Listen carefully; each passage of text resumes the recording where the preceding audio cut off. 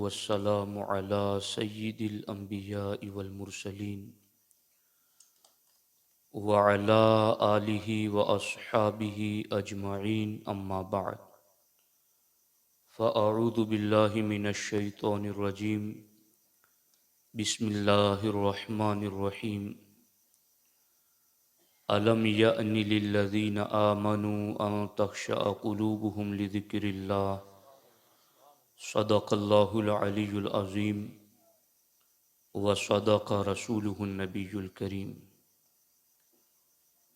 زینت مسند صدارت حضرت علامہ مولانا سید ذاکر حسین باپو صاحب قبلہ، رونق اسٹیج علماء کرام، مبلغین سنی دعوت اسلامی، حاضرین و حاضرات سنی اجتماع، السلام علیکم ورحمۃ اللہ وبرکاتہ۔ آئیے ہم اور آپ مل کر انتہائی احترام و عقیدت کے ساتھ حضور سید المرسلین، خاتم الانبیاء، شفیع المذنبین، رحمت للعالمین، خاتم المعصومین، راحت العاشقین، صلی اللہ تعالی علیہ وآلہ واصحابہ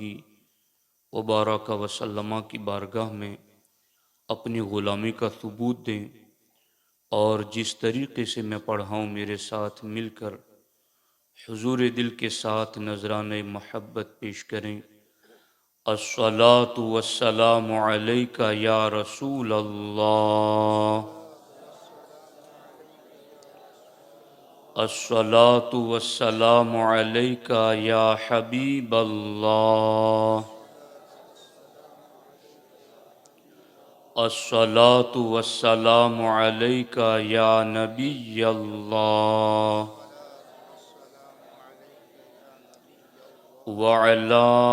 آلک واصحابک یا نور اللہ، صلی اللہ تعالی علیہ وسلم۔ دوستان محترم، ابھی مجھ سے پہلے آپ نے قبلہ سید صاحب سے دین میں ادب رسول علیہ السلام کا کیا مقام ہے اس پر بھرپور دلائل سماعت کی۔ اللہ رب العزت ہمیں اہل ادب ہی میں جلائے، اور اللہ اسی پر ہمیں حسن خاتمہ نصیب فرمائے۔ دوستان محترم،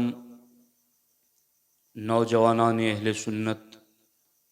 ناپا تڑپد نے انتھک کوششوں کے ساتھ اور کثیر جد و جہد کے ساتھ اصلاح معاشرہ کانفرنس کو منعقد کیا ہے۔ میں دل کی اتھا گہرائیوں سے ان تمام نوجوان کا شکر گزار بھی ہوں، اور دعا گو ہوں کہ اللہ تبارک و تعالی آپ سبوں کی کوششوں کو اپنی بارگاہ کرم میں قبول فرمائیں۔ مجھے جو عنوان دیا گیا ہے گناہوں کی نحوست، اس حوالے سے میں کچھ دیر آپ کے سامنے گفتگو کرنا چاہتا ہوں۔ دوستان محترم، ایک ہے نیکی کرنا اور ایک ہے گناہ میں مبتلا ہونا۔ ان دونوں میں اصل چیز ہے گناہ سے بچنا۔ اللہ کے رسول صلی اللہ علیہ وآلہ وسلم سے پوچھا گیا، مل اثم یا رسول اللہ صلی اللہ علیہ وسلم، اے اللہ کے رسول صلی اللہ علیہ وسلم، گناہ کیا ہے؟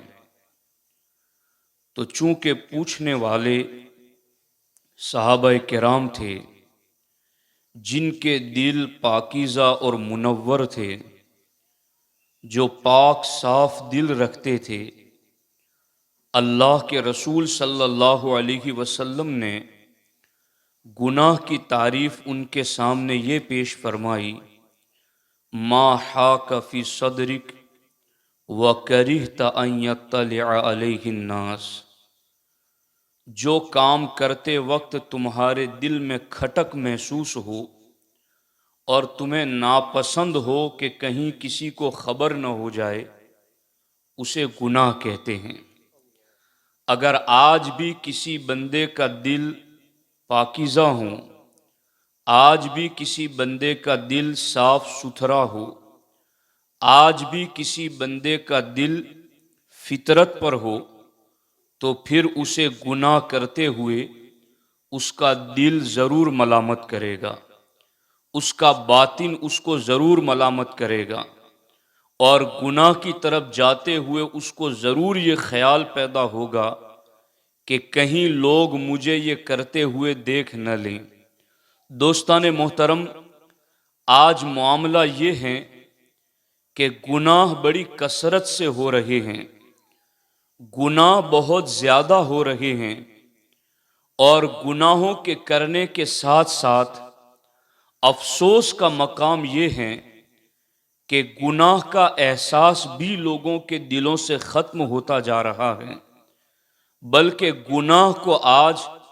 ایک فن سمجھا جا رہا ہے، گناہ کو آج سلیقہ مندی سمجھا جا رہا ہے،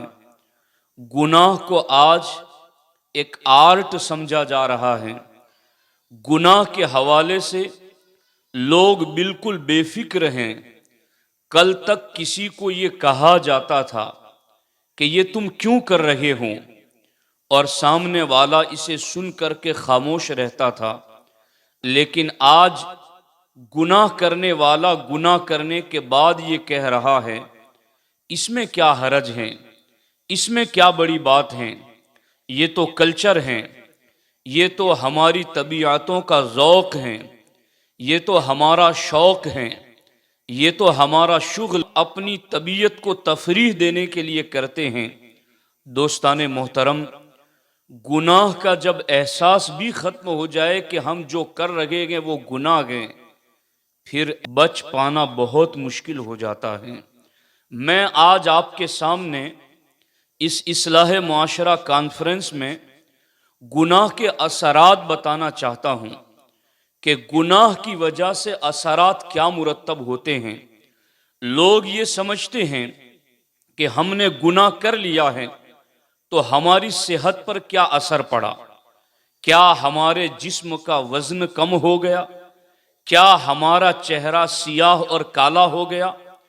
کیا ہمارے وجود پر کوئی اس کا بظاہر اثر پڑ گیا۔ لوگ یوں سمجھتے ہیں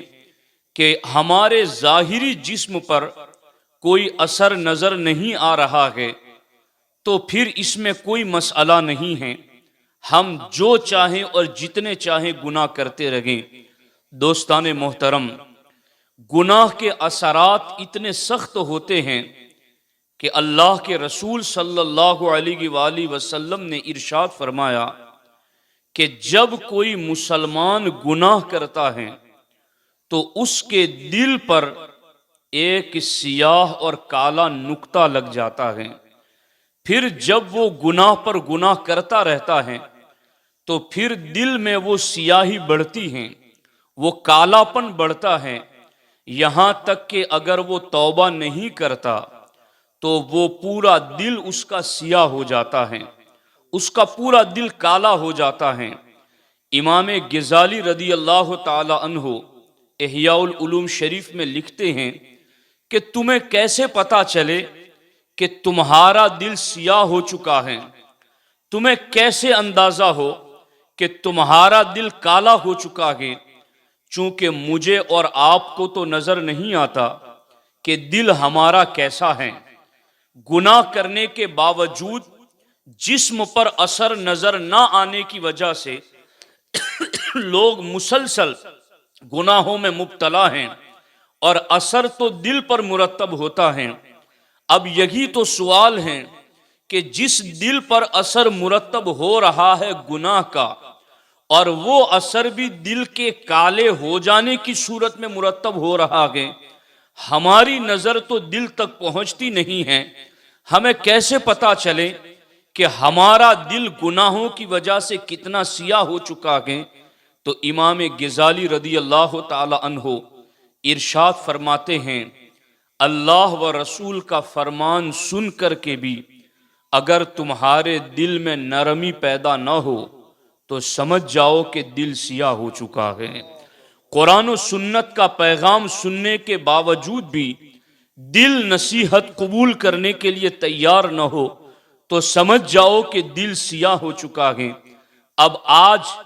ہمیں کسی مفتی سے اس بارے میں سوال کی حاجت نہیں،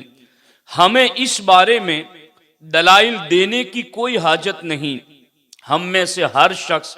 اس بات کا خود فیصلہ کر لیں کہ اللہ و رسول کے حکم کو سننے کے باوجود بھی ہمارے دلوں میں خوف پیدا ہوتا ہے یا نہیں،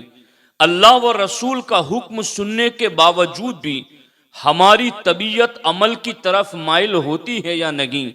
دین کے احکامات سننے کے باوجود بھی ہمارا دل نصیحت قبول کرنے کے لیے تیار ہے یا نہیں۔ اگر دل نفی میں جواب دیتا ہے کہ اللہ رسول کا حکم سننے کے باوجود بھی دل کی سختی نرمی میں تبدیل نہیں ہوتی، اللہ رسول کا حکم سننے کے باوجود بھی دل میں خوف خدا پیدا نہیں ہوتا، اللہ و رسول کا حکم سننے کے باوجود بھی دل نصیحت قبول کرنے کے لیے تیار نہیں ہے، تو پھر سمجھ جاؤ کہ یہ دل گناہوں کے اثرات کی وجہ سے سیاہ اور کالا ہو چکا ہے۔ دوستان محترم، اب یہ تو وہ بات تھی کہ جو ہمیں نظر نہیں آتی، لیکن ہم اس نبی کا کلمہ پڑھتے ہیں کہ جو اپنے سر کی آنکھوں سے جاگتے ہوئے اپنے رب کا دیدار کرنے والے، ہم اس نبی کا کلمہ پڑھنے والے کہ جن کے لیے قیامت تک کے حالات اللہ نے یوں ظاہر کر دیے کہ ہمارے آقا فرماتے ہیں میں قیامت تک کے حالات کو یوں دیکھتا ہوں جیسے بندہ اپنے ہاتھ کی ہتھیلی کو دیکھتا ہے۔ اللہ کے رسول صلی اللہ علیہ وسلم جو دلوں کے طبیب ہیں، دلوں پر نظر رکھنے والے ہیں، انہوں نے ارشاد فرمایا ہے کہ گناہ کی وجہ سے دل سیاہ ہو جاتے ہیں، لیکن اب میں آپ کو ایک محسوس مثال بتاؤں۔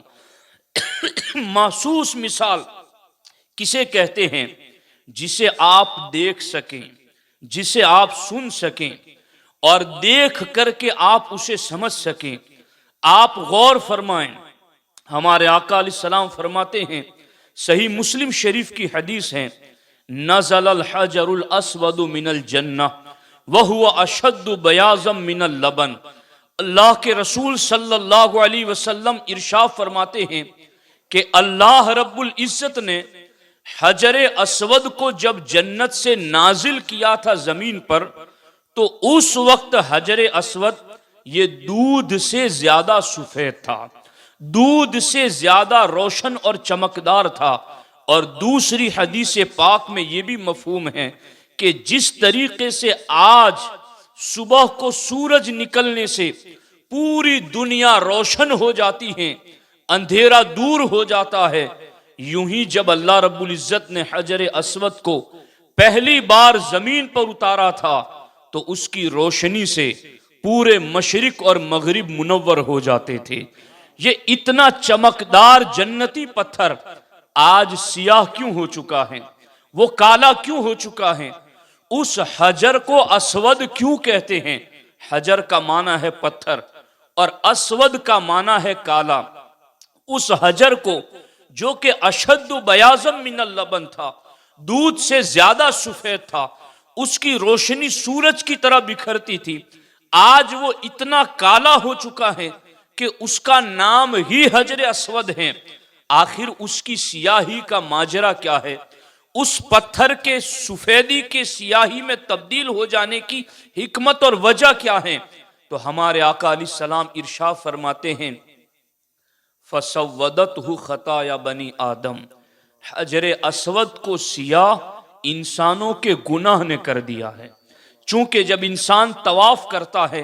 تو حکم ہے کہ قریب ہو تو اس کو چوم کر کے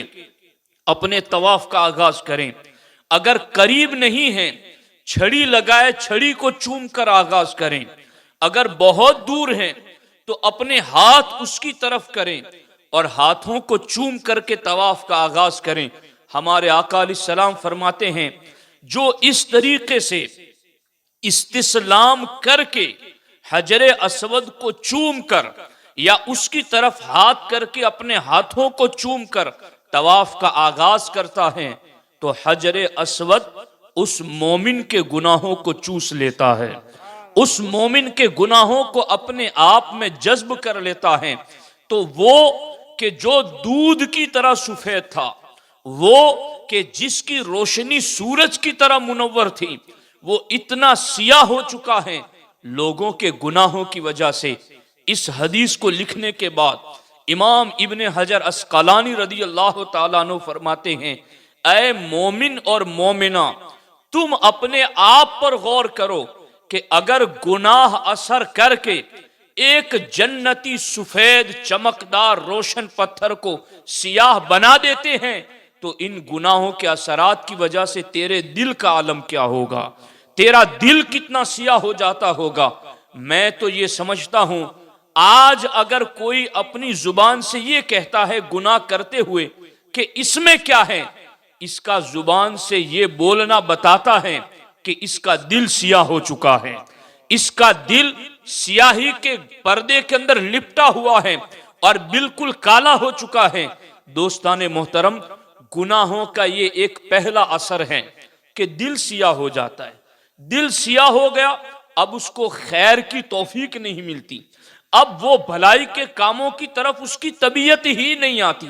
اب اس کو صرف شر ہی شر نظر آتا ہے، اس کو تباہی، ہلاکت اور برائی ہی برائی نظر آتی ہے۔ تو یہ گناہ کی پہلی نحوست ہے کہ دل سیاہ ہو جاتا ہے۔ اور گناہ کی دوسری نحوست، اللہ اکبر، امام غزالی رضی اللہ تعالیٰ عنہ لکھتے ہیں ایک ہے نور بصارت اور دوسرا ہے نور بصیرت۔ آنکھوں سے جو نور ہے اس سے جو دیکھتا ہے اس کو بصارت کا نور کہتے ہیں، اور جو بندہ دل کی آنکھوں سے دیکھتا ہے، باطن کے نور سے دیکھتا ہے، اس کو نور بصیرت کہا جاتا ہے۔ امام غزالی رضی اللہ تعالی عنہ ارشاد فرماتے ہیں اے مسلمان، اگر تو نور بصیرت سے دیکھے گا تو اپنے ارد گرد پھاڑ کھانے والے درندوں کو دیکھے گا کہ ہر وقت تیرے ارد گرد پھاڑ کھانے والے درندے موجود ہیں۔ اب آپ غور کریں،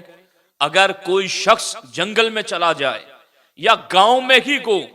کاٹ کھانے والا کتا یا پھاڑ کھانے والا کوئی درندہ اس کو نظر آئے تو وہ بھاگنا شروع کر دیتا ہے، اس کے قریب نہیں جاتا، اپنے آپ کو اس سے دور رکھنے میں اپنی عافیت سمجھتا ہے، اپنی بھلائی اس میں سمجھتا ہے کہ میں اس درندے سے جتنا دور رہوں محفوظ رہوں گا۔ امام غزالی سے پوچھا گیا حضور یہ جو آپ کہہ رہے ہیں کہ تمہارے ارد گرد درندے ہیں تو ہمیں تو نظر نہیں آتے، یہ درندے کیا چیزیں ہیں؟ تو امام غزالی فرماتے ہیں اگر تم نور بصیرت سے دیکھو گے تو تمہارے دلوں میں جو حسد موجود ہیں، تمہارے دلوں میں جو تکبر موجود ہیں، تمہارے دلوں میں حرص اور لالچ جو موجود ہیں، تمہارے دلوں کے اندر دین سے بیزاری جو موجود ہیں، امام غزالی فرماتے ہیں جتنی بھی بری عادتیں ہیں اگر تم نور بصیرت سے دیکھو گے تو تمہیں ہر بری عادت ایک درندہ نظر آئے گی کہ وہ تمہیں نوچ رہی ہیں، وہ عادتیں تمہیں پھپھوڑ رہی ہیں، وہ عادتیں تمہارے جسموں پر مسلط ہیں اور تمہیں تباہ کرنے پر تلی ہوئی ہیں اور تمہیں نظر ہی نہیں آتا۔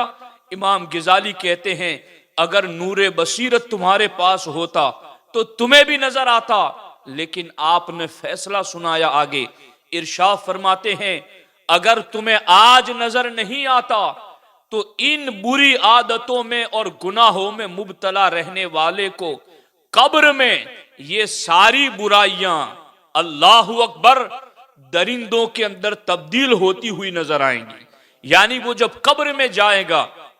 تو اس کے گناہ اور اس کی یہ بری عادتیں کہیں سانپ میں تبدیل ہو جائے گی، کہیں بچھو میں تبدیل ہو جائے گی، کہیں پھاڑ کھانے والے درندوں میں تبدیل ہو جائے گی، اور پھر قبر کی تنگ کوٹھری میں تم بھاگنے سے بھاگ بھی نہ سکو گے۔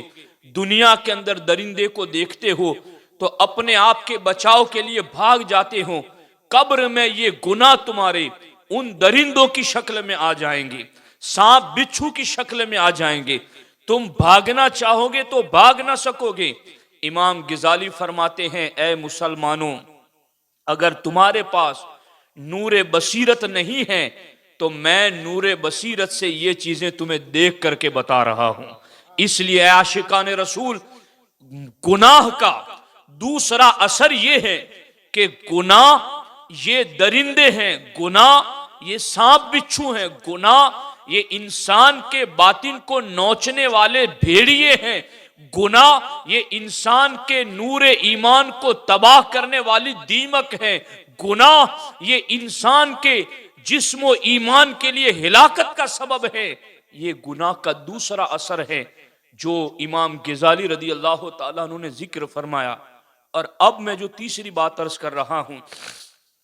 گناہ یہ کس قدر درندے ہیں اور کیسے برے جانوروں کی طرح ہیں، غور کرنا۔ بہت سارے لوگ باتیں سنتے ہیں مگر انہیں محفل میں بیٹھ کر کے بھی شیطان حق بات قبول کرنے کی طرف مائل نہیں ہونے دیتا، بلکہ شیطان انہیں وسوسے ڈالتا ہے کہ یہ تو حکایتیں ہیں، یہ تو قصے ہیں، یہ مولانا لوگوں کا کام ہے، وہ بیان کرتے ہیں، ہمیں اپنا کام جاری رکھنا ہے۔ یاد رکھنا، جب موت کا لمحہ آ جائے گا اس وقت آنکھیں کھل جائے گی۔ حضرت مولا مرتضی رضی اللہ تعالیٰ عنہ ارشاد فرماتے ہیں، الناس نیام اذا ماتوا انتبہوا۔ مولا علی فرماتے ہیں لوگ سوئے ہوئے ہیں، مریں گے تو جاگ جائیں گے، مرتے ہی جاگ آ جائے گی، مگر اس کے بعد کوئی فائدہ نہیں۔ اس جاگ آنے سے پہلے جاگ جاؤ۔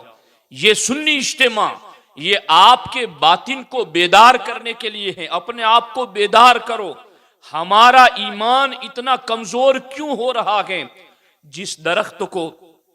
پانی بھی نہ دیا جائے اور جس درخت کو باڑ بھی نہ لگائی جائے، مجھے بتاؤ وہ پودا کتنے دنوں تک سلامت رہے گا؟ وہ سورج کی تمازت میں، جانوروں کے جھڑمٹ میں اپنا وجود کیسے بچا سکے گا؟ تو گناہ کے اثرات کتنے سخت ہوتے ہیں۔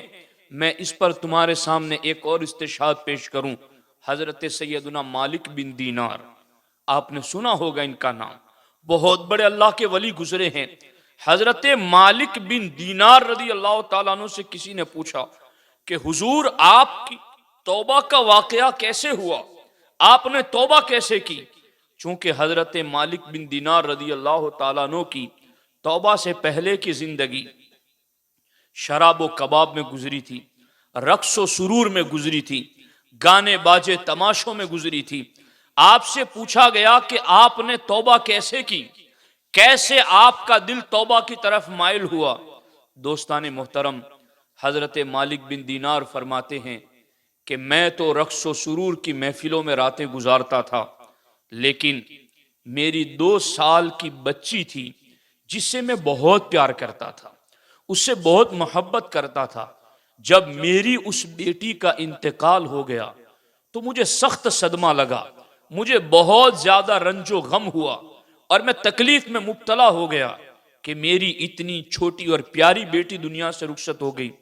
حضرت مالک بن دینار کہتے ہیں 15ویں شعبان المعظم کی رات تھی، میں سویا رات کو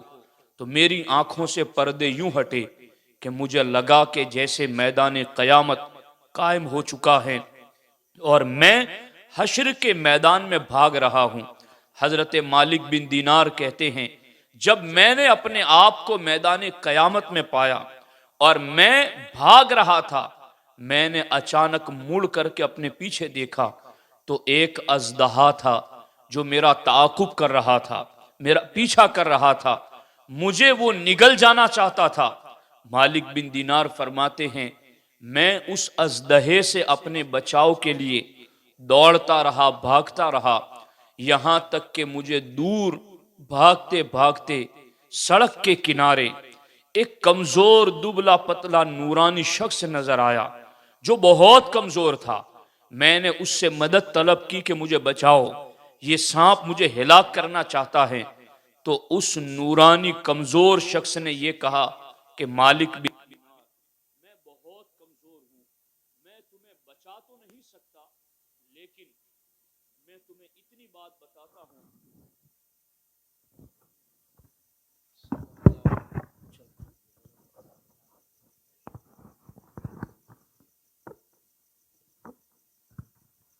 میں تمہیں بچا تو نہیں سکتا کیونکہ میں بہت خود کمزور ہوں، لیکن میں تمہیں بس ایک راہ بتا دیتا ہوں کہ تم یہ جو پہاڑیاں نظر آ رہی ہیں ان پہاڑیوں کی طرف جاؤ، وہاں مسلمانوں کی امانتیں ہیں، اگر وہاں تمہاری بھی کوئی امانت ہوگی تو تمہارے لیے بچاؤ کی کوئی تدبیر نکلے گی، تمہارے لیے ہلاکت سے بچنے کی کوئی راہ نکل جائے گی، تم ان پہاڑیوں کی طرف چلے جاؤ۔ حضرت مالک بن دینار فرماتے ہیں میں دوڑتے ہوئے ان پہاڑیوں پر چڑھا تو میں نے دیکھا کہ وہاں بہت سارے حجرے اور کمرے بنے ہوئے ہیں جن کمروں پر پردے پڑے ہوئے ہیں۔ مالک بن دینار فرماتے ہیں میں نے جب ایک کمرے کے قریب گیا، پردہ ہٹایا تو میں نے دیکھا کہ چھوٹے چھوٹے بچوں میں وہاں میری 2 سال کی ننھی بچی بھی موجود ہیں۔ میں جب اپنی بچی کی طرف بڑھا تو میری بچی نے میرے پیچھے آنے والے سانپ کو ایک مٹھی کنکر اٹھا کر پھینکا اس سانپ کی طرف، وہ سانپ واپس پلٹ گیا۔ جب میں اس کمرے میں داخل ہوا تو میری بچی کود کر میری گود میں بیٹھ گئی اور میری گود میں بیٹھ کر میری بیٹی نے قرآن کی آیت پڑھی الم یعنی للذین آمنوا ان تخشع قلوبہم لذکر اللہ۔ اس آیت کا ترجمہ یہ ہے کہ کیا ایمان والوں کے لیے اب بھی وہ وقت نہیں آیا کہ ان کے دل اللہ کے خوف سے لرز جائیں، ان کے دل اللہ کے خوف سے کانپ جائیں؟ کیا یہ اب بھی گناہ سے باز نہیں آئیں گے؟ کیا یہ اب بھی بدعملیوں سے باز نہیں آئیں گے؟ کیا ایمان والوں کے لیے گناہ سے بچنے کا اب بھی وقت نہیں آیا؟ حضرت مالک بن دینار نے جو اتنے زیادہ گناہوں میں مبتلا تھے مگر اس آیت کو سن کر کے خواب ہی خواب میں توبہ کی طرف آ گئے۔ اے اصلاح معاشرہ کانفرنس میں بیٹھنے والے خوش عقیدہ سنی مسلمانوں، آج یہ آیت میں بھی آپ کے سامنے پڑھ رہا ہوں، اور اس آیت میں اللہ ہم سب سے فرما رہا ہے کہ کیا ایمان والوں کے لیے اب بھی وہ وقت نہیں آیا کہ ان کے دل اللہ کے خوف سے لرز جائیں، اللہ کی پکڑ سے وہ ڈر جائیں، اللہ کی گرفت کی وجہ سے گناہوں سے باز آ جائیں۔ مالک بن دینار نے اپنی بیٹی سے خواب ہی کی حالت میں پوچھا میری بیٹی مجھے سمجھ میں نہیں آ رہا ہے کہ یہ سانپ مجھے دوڑ کیوں رہا ہے، مجھے ہلاک کرنا کیوں چاہتا ہے، اور یہ میری بیٹی مجھے یہ تو بتاؤ کہ وہ جو سڑک کے کنارے مجھے نورانی شکل والا کمزور بندہ نظر آیا وہ کون تھا؟ اس نے مجھے سیدھا راستہ تو بتا دیا لیکن اتنا کمزور تھا کہ کھڑا ہو کر کے اس سانپ کو دفع نہ کر سکا، مجھے بچا نہ سکا، صرف راستہ بتا دیا۔ میری بیٹی مجھے یہ بتاؤ کہ یہ 2 چیزیں کیا تھی؟ حضرت مالک بن دینار فرماتے مجھے میری بیٹی نے کہا کہ وہ جو سڑک کے کنارے تمہیں کمزور نورانی شخص والا بندہ نظر آیا در حقیقت وہ تمہاری نیکیاں تھی، مگر وہ اتنی تھوڑی ہیں کہ بہت کمزور نظر آئی، وہ تھوڑی ہیں اس وجہ سے تمہاری دستگیری نہ کر سکی، کھڑے ہونے کی اس میں طاقت نہیں تھی کیونکہ تم نے نیکیاں بہت کم کی ہیں۔ کہا بیٹی یہ تو بتاؤ وہ سانپ جو میرے پیچھے دوڑ رہا تھا وہ کیا تھا؟ کہا وہ سانپ در حقیقت تمہارے گناہ تھے، جو گناہ تمہیں ڈسنا چاہتے ہیں، جو گناہ تمہیں تباہ کرنا چاہتے ہیں، جو گناہ تمہیں ہلاک کرنا چاہتے ہیں۔ آج مسجدوں سے صدائیں آئیں پھر بھی دل مسجد کی طرف مائل نہ ہو، یہ بھیڑیوں نے تباہ نہیں کر دیا تو اور کیا ہے؟ دین کی طرف بلایا جائے پھر بھی دل مائل نہ ہو تو یہ بھیڑیوں نے باطن کو نوچ نہیں ڈالا تو اور کیا ہے؟ اللہ و رسول کا حکم سن کر کے بھی نصیحت قبول نہ کریں دل تو اس دل کو بھیڑیوں نے ہلاکت کی طرف نہیں لا دیا تو اور کیا ہے؟ ہمیں اپنا حساب کرنا ہوگا۔ ہمارے نبی نے خود فرمایا حاسبو قبل ان تحاسبو، اس سے پہلے کہ تمہارا حساب لیا جائے خود اپنا حساب کر لو۔ تو دوستان محترم، اب آپ نے دیکھا کہ امام غزالی نے جو فرمایا تھا کہ نور بصیرت سے تم دیکھو گے تو یہ گناہ تمہیں درندے نظر آئیں گے، یہ گناہ تمہیں سانپ بچھو نظر آئیں گے۔ مالک بن دینار کو خواب کی حالت میں یہ بتا بھی دیا گیا۔ آپ فرماتے ہیں اے میری توبہ کے بارے میں پوچھنے والے،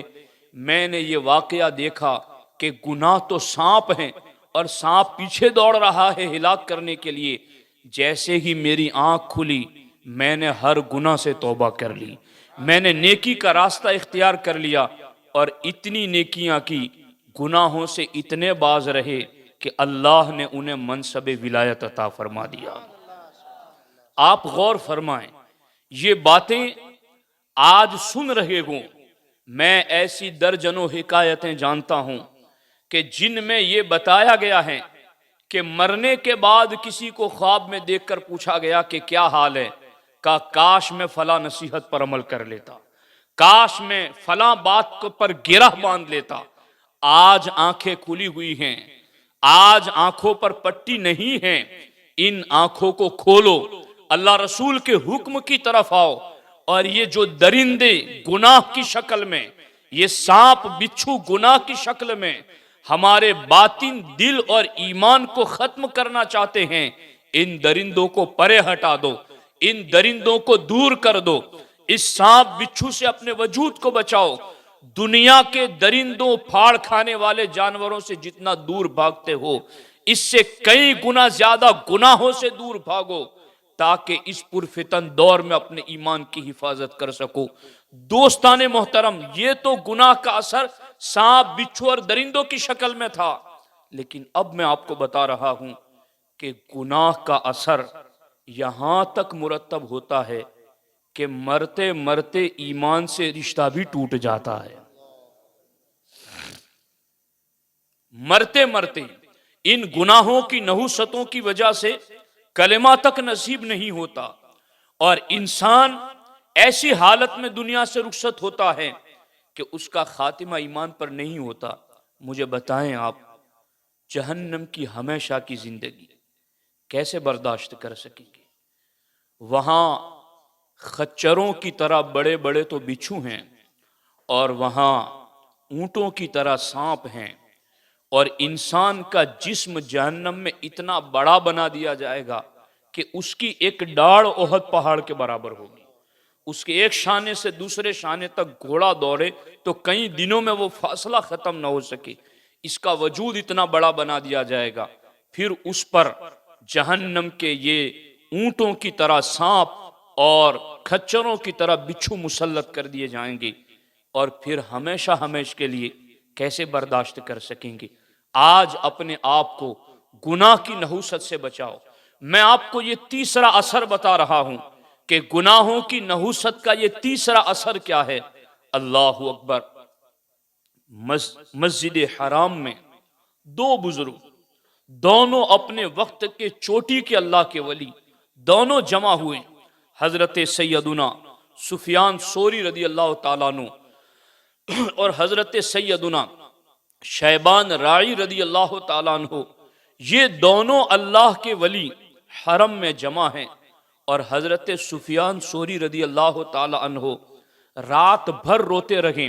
اللہ کی بارگاہ میں گڑ گڑاتے رہیں، اللہ کی بارگاہ میں حسن خاتمہ کی دعا کرتے رہیں۔ اتنے بڑے اللہ کے ولی، اور دعا کیا کر رہے ہیں؟ اے اللہ خاتمہ ایمان پر فرما دے، اے اللہ خاتمہ ایمان پر فرما دے، اے اللہ خاتمہ ایمان پر فرما دے۔ حضرت سفیان ثوری رات بھر گڑ گڑا کر یہ دعا کرتے رہے۔ صبح ہوتے ہوتے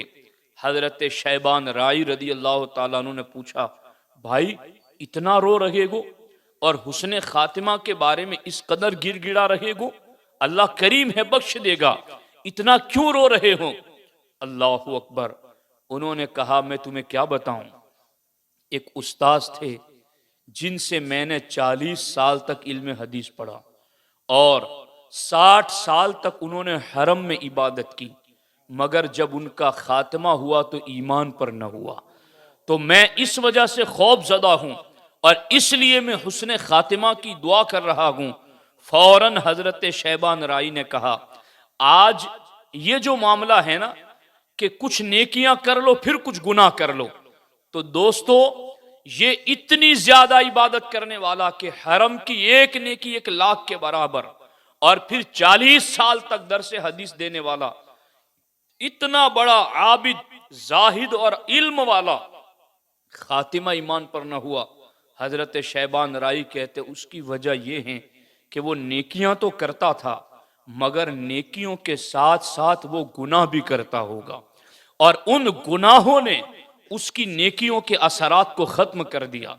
اصل میں معاملہ یہ ہے، مفتی شریف الحق امجدی علیہ الرحمٰن نے نزہۃ القاری شرح صحیح البخاری میں اس بات کو باضابطہ لکھا ہے کہ اصل میں جو نیکیاں کرتے ہیں اور پھر نیکیوں کے ساتھ ساتھ گناہ کرتے ہیں، تو آپ فرماتے ہیں کہ نیکیاں کرنے کے بعد جو لوگ گناہ کرتے ہیں ان کے گناہ نیکیوں کا نور ختم کر دیتے ہیں، اس کی وجہ سے پھر ان نیکیوں میں پرواز کی صلاحیت نہیں ہوتی، پھر وہ نیکیاں اسے رب کا قرب نہیں دیتی، پھر ان نیکیوں کی وجہ سے بندے کو معرفت نہیں ملتی، پھر ان نیکیوں کی وجہ سے بندے کے دل میں اخلاص کا نور نہیں پیدا ہوتا، کیونکہ وہ نیکیوں کے ساتھ گناہ کر کر کے ان گناہوں کی وجہ سے نیکیوں کا نور مار دیتا ہے۔ آج یہ بھی مسئلہ ہے کہ کل ایک صف مسجد میں تھی، آج 4 صفیں ہو رہی ہیں، کل عمرہ کرنے والا کوئی 1-2 نظر آتا، آج آپ کو درجنوں نظر آئیں گے، مگر گناہ آپ کو کم ہوتے نظر نہیں آئیں گے۔ تو پھر آپ سمجھ لیں کہ یہ 40 سال تک حدیث کا درس دینے والا شخص، یہ 60 سال تک حرم میں عبادت کرنے والا شخص، اتنی زیادہ نیکیاں کرنے کے بعد جب گناہ کرتا ہے تو یہ گناہ کے بدترین جراثیم ہیں جو اس کے ایمان کے رشتے کو ختم کر دیتے ہیں۔ اس لیے اے عاشقان رسول، نیکیاں بھی ہمیں کرنی ہیں اور گناہ سے اپنے رشتے کو ختم کرنا ہے، ان درندوں اور بھیڑیوں کو اپنے سے دور کرنا ہے، ان جراثیم کو جو سیاہی کی صورت میں دل پر چھا جاتے ہیں انہیں اپنے آپ سے دور کرنا ہے، ہمیں گناہوں سے توبہ کرنی ہے، اللہ کی بارگاہ میں پلٹ کر آنا ہے، اپنی مقدس پیشانی کو اللہ کی بارگاہ میں جھکانا ہے۔ وہ مسلمان کتنا خوش قسمت ہے جسے رب کی بارگاہ میں جھکنا آ گیا۔ میرے آقا ارشاد فرماتے ہیں، اقرب ان یکون العبد من ربہ وہو ساجد۔ اللہ کے رسول علیہ السلام فرماتے ہیں، بندہ سب سے زیادہ رب کے قریب اس وقت ہوتا ہے جب وہ حالت سجدہ میں ہوتا ہے، اور جب بندہ سجدے کی حالت میں جا کر اتنا جھکتا ہے کہ اپنے جھکنے کی انتہا کر دیتا ہے، پیشانی زمین پر رکھ کر کے اپنی ناک رگڑ رہا ہے اور جھکنے کی انتہا کر کے پھر یہ بولتا ہے، سبحان ربی الاعلی، سبحان ربی الاعلی، سبحان ربی الاعلی، پاک ہے میرا رب جو سب سے بلند ہے۔ خدا کی قسم، جب مومن پیشانی اور ناک کو زمین پر رگڑتے ہوئے اس سبحان رب کو اعلیٰ کہتا ہے، ادھر سے رب کا حکم آتا ہے، وَأَنْتُمُ الْأَعْلَوْنَ إِن كُنْتُم مُؤْمِنِينَ، تم نے ایمان کے تقاضے پر عمل کرتے ہوئے اپنے جھکنے کی انتہا کر کے مجھے اعلیٰ کہا، انتم الاعلون، میں نے اپنی صفت اعلیٰ کے فیض سے تمہیں بھی اعلیٰ بنا دیا، تمہیں بھی بلند بنا دیا۔ اس لیے دیکھیں، سجدہ کرنے والے کو رب بلندی دیتا ہے۔ آج بھی اس پرفتن دور میں معاشرے میں کوئی غریب شخص ہو، تنگ دست ہو، مگر رب کو سجدہ کرنے والا ہے تو قوم میں اس کی ایک ویلیو ہے۔ وہ کون سی ویلیو ہے؟ وہ جھک کر کے رب کو اعلیٰ کہتا ہے، رب قرآن کی روشنی میں اسے اعلیٰ کا فیض عطا کرتا ہے۔ اس لیے دوستان محترم، گناہ سے بچ کر کے ہمیں سجدوں کی طرف آنا ہے۔ تسبیح کو اپنا وظیفہ بنا لو، یہ کتنا آسان کام ہے۔ ہم مسجد میں جا رہے ہیں، کوشش کریں کہ جب مسجد جائیں تو گھر سے وضو کر کے جائیں، گھر سے باوضو مسجد کی طرف جائیں، اس بات کی عادت بنا لیں۔ اور اللہ کے کئی بندے ایسے ہیں کہ جن کا معمول ہوتا ہے کہ وہ گھر سے باوضو مسجد کی طرف جاتے ہیں. ہمارے نبی ارشاد فرماتے ہیں جو مسجد سے وضو کر کے گھر سے وضو کر کے مسجد کی طرف جاتا ہے حقیقت میں وہ نور کے سمندر میں ڈبکی لگا کر مسجد کی طرف جاتا ہے. تو یہ وضو کا اثر ہے کہ وہ وضو کر کے مسجد کی طرف جائیں. ہو سکے تو اس کی کوشش کریں. اب آپ دیکھیں مسجد کی طرف جائیں باوضو ہو کر کے جائیں اور اس کے ساتھ ساتھ اپنی زبان پر کھیت میں ہو کھلیان میں ہو دکان میں ہو ڈرائیونگ کر رہے ہو کچھ بھی کر رہے ہو یہ اللہ کا کتنا بڑا کرم ہے کہ اس نے ہماری زبان کو فری رکھا ہے. ہماری زبان تو کوئی وزن نہیں اٹھاتی, ہماری زبان تو کوئی ناپ تول نہیں کرتی. کھیت میں اگر کوئی مزدوری کر رہا ہے تو زبان تو فری ہے, دکان پر بیٹھا ہے زبان تو فری ہے, وہ کہیں جا رہا ہے آ رہا ہے زبان تو فری ہے. اب ایسے وقت میں وہ بندہ اگر اپنی زبان پر اللہ کا ذکر جاری رکھے تو میرے آقا فرماتے ہیں سبعۃ یظلھم اللہ تعالی فی ظلہ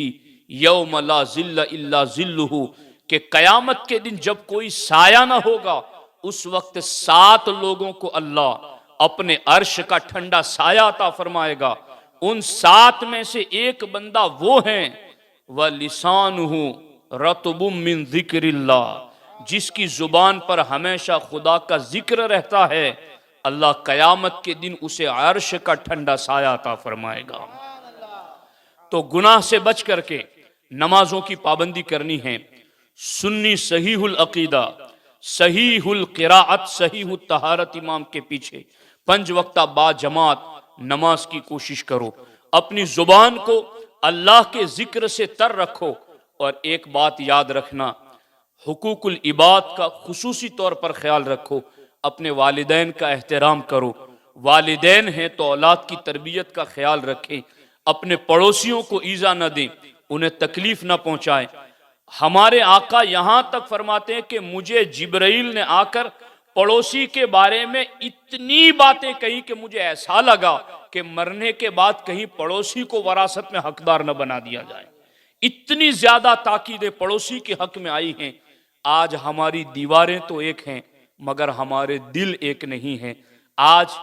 گلیوں میں کوڑا کرکٹ پھینکتے ہیں, گلیوں میں پانی بہاتے ہیں, جانے آنے والوں کو تکلیف, راستہ چلنے والوں کو تکلیف. اپنا وجود ایسا وجود بناؤ. ہمارے آقا فرماتے المسلم من سلم المسلمون, مسلمان وہ ہیں جس سے مسلمان سلامت رہیں, مومن وہ ہیں جس سے ایمان والے امن میں رہیں. ہم اپنے وجود کو ایک سلامتی والا وجود بنائیں, اپنے وجود کو امن و امان والا ایک وجود بنائیں.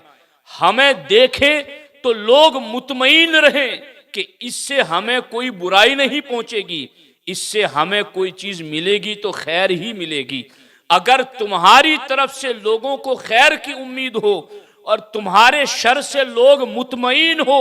تو سرکار فرماتے ایسا بندہ دنیا میں بہترین انسان ہے. اس لیے گناہ سے اپنے آپ کو بچاتے ہوئے ہمیں ان نیکیوں کی طرف بھی مائل ہونا ہے. اور یاد رکھنا سید صاحب نے جس طریقے سے اپنی پوری گفتگو کو اس نچوڑ پر جمع کیا کہ ہمیں تمام نیکیاں کرنی ہیں, گناہ سے بھی اپنے آپ کو بچانا ہے, لیکن یاد رکھنا یہ نیکیاں کرنا گناہ سے بچنا اسی وقت کام آئے گا جب بندہ عقیدہ اہل سنت پر قائم رہے گا. سرکار مخدوم سمنا رضی اللہ کو تعالی عنہ اس حوالے سے ارشاد فرماتے ہیں, مخدوم پاک نے لطائف اشرفی کے لطیفہ نمبر 33 میں اس بات کو باضابطہ کوڈ فرمایا. فرماتے ہیں کہ اس زمین کے اوپر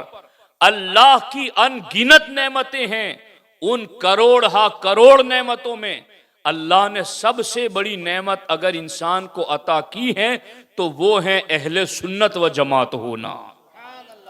سنی ہونا. یہ اللہ کی سب سے بڑی نعمت ہے.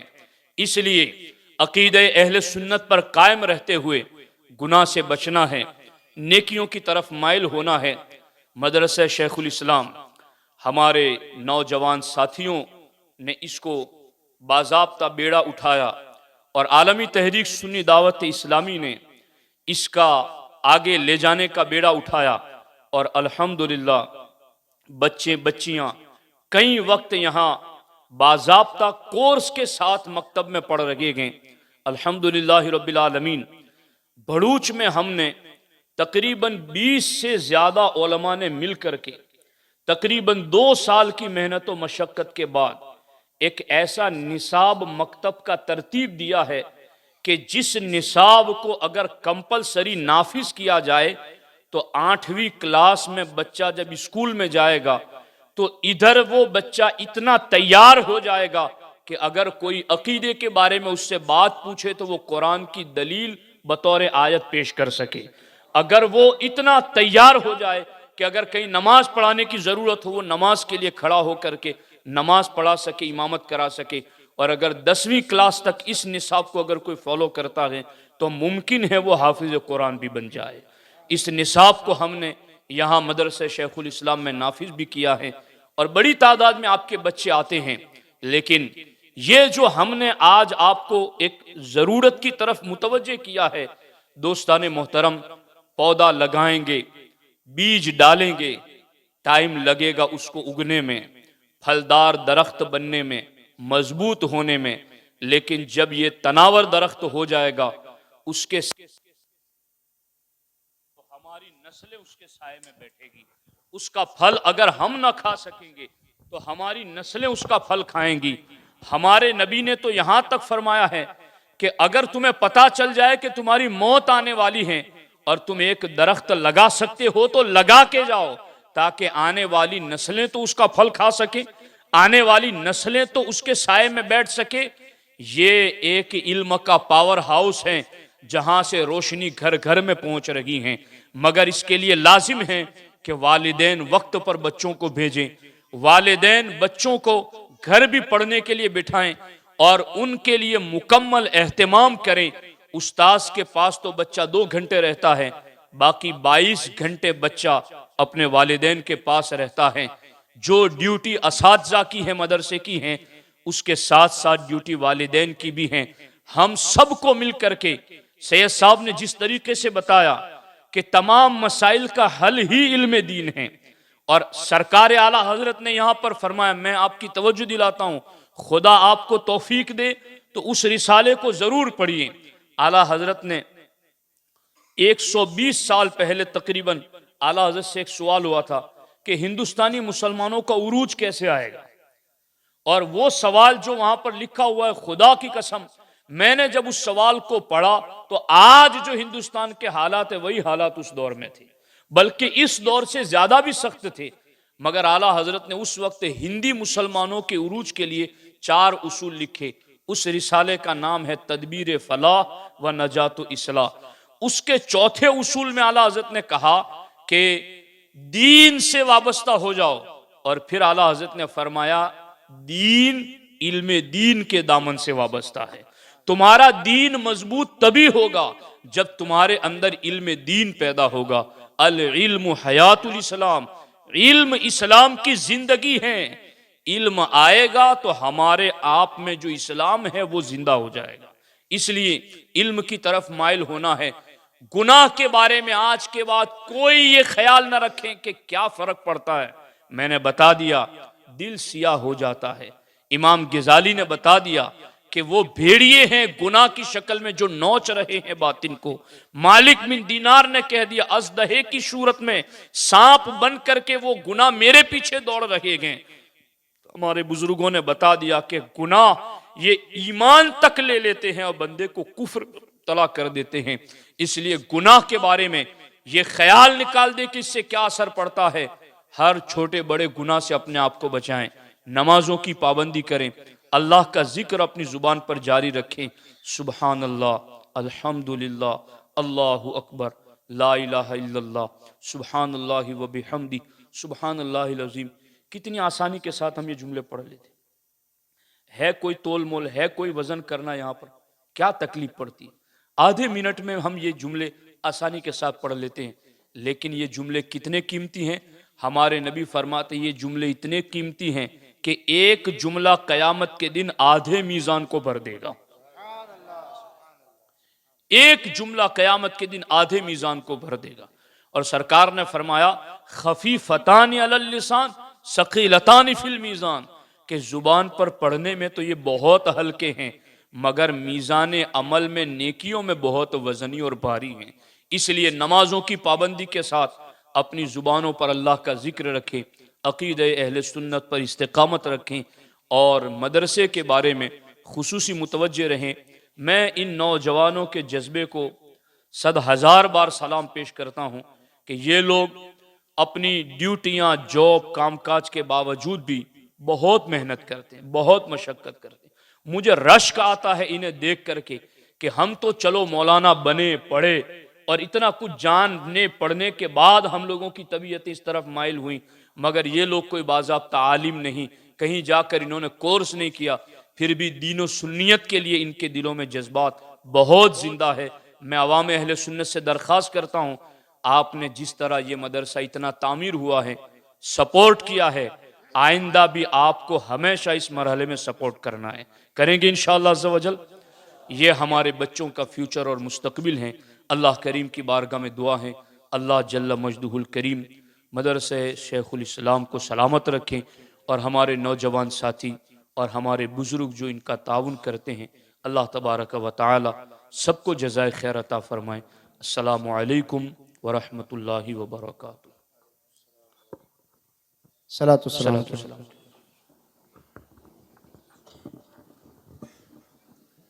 مصطفیٰ جان رحمت پہ لاکھوں سلام، شمع بز میں ہدایت پہ لاکھوں سلام، مصطفیٰ جان رحمت پہ لاکھوں سلام، شمع بز میں کو سلام، شہر یار ارم تاجدار حرم، شہر یار ارم تاجدار حرم، نوبہار شفاعت پہ لاکھوں سلام، مصطفیٰ جان سلام، شمع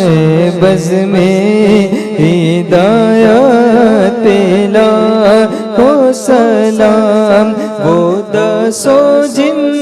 کو جنت کا مزدہ ملا، وہ دسو جن کو جنت کا مزدہ ملا، اس مبارک جماعت پہ لاکھوں سلام، وہ حسن مجتبی سید الاسخیاء،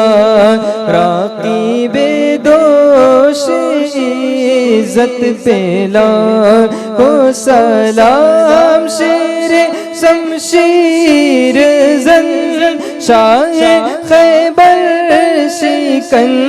شیر شمشیر زن شاہ خیبر شکن، پرتاب دست قدرت پہ لاکھوں سلام، مصطفیٰ جان رحمت پہ لاکھوں سلام، شمع بز میں ہدایت پہ لاکھوں سلام، کاش محشر میں جب ان کی آمد ہو اور بھیجے سب ان کی شوکت پہ لاکھوں سلام، مجھ سے خدمات کے قدسی کہیں رضا، مجھ سے خدمات کے قدسی کہیں رضا، مصطفیٰ جان رحمت پہ لاکھوں لاکھوں سلام، شمع بز میں ہدایت پہ لاکھوں سلام۔ الصلاة والسلام عليك يا رسول الله،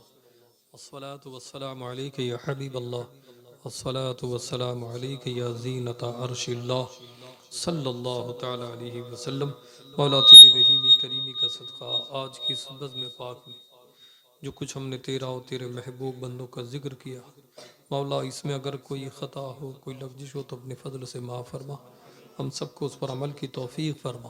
تمام ایمان والوں کی جان، مال، عزت، آبرو اور ایمان کی حفاظت فرما۔ مولا تو ہمیں دین کے دشمنوں پر غلبہ عطا فرما، ہماری ماں بہنوں کو خاتون جنت کے کردار کو اپنانے کی توفیق فرما، ہمارے بچوں میں علم دین کی برکتیں عطا فرما، جو نماز نہیں پڑھتے انہیں نماز پڑھنے کی توفیق عطا فرما، قرآن کی تلاوت کا ذوق اور شوق عطا فرما، جو بیمار ہیں انہیں شفا عطا فرما، جو روزی روزگار کے لیے پریشان حال ہیں انہیں رزق حلال عطا فرما، حرام رزق سے بچا لے مولا، ہمارے گھروں میں آپس میں اتحاد، اتفاق اور محبت عطا فرما۔ حکومت کی جانب سے جو بھی ناپاک منصوبے اسلام اور مسلمانوں کے خلاف بنے ہیں، بنائے جا رہے ہیں، اسے رحمت میں تبدیل فرما اور اسلام اور مسلمانوں کو عزت عطا فرما۔ جب تک دنیا میں رہے نبی پاک صلی اللہ علیہ وسلم کی وفاداری میں زندہ رہیں، موت بھی دے تو اسلام اور ایمان پر ہمارا خاتمہ فرما۔ كما قال الله تبارك وتعالى في شان عظمة حبيبه الكريم إن الله وملائكته يصلون على النبي يا أيها الذين آمنوا صلوا عليه وسلموا تسليما اللهم صل على سيدنا ونبينا وشفينا مولانا محمد كما تحب وترضى بأن تصلي عليه صلاة وسلام عليك يا رسول الله صلى الله تعالى عليه وسلم سبحان ربك رب العزة عما يصفون وسلام على المرسلين والحمد لله